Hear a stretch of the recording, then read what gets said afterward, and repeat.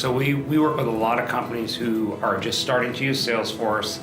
They've gone through the trial process. They have an org that they're starting with, and they go, what do I do? Where do I start? This is huge. I don't know how to get going and get this great tool working for my company. And we help companies, basically there are three things we focus on.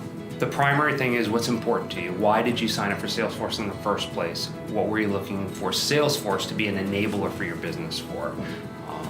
And the key components of the environment that we're going to help you with are what pieces of Salesforce standard functionality are good fits for what you're trying to do, with some or kind of minimal configuration to them.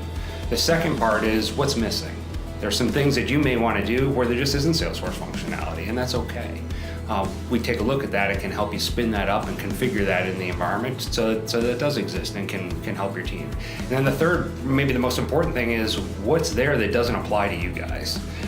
Salesforce is a huge platform and it does a whole lot of things and it changes every 4 months.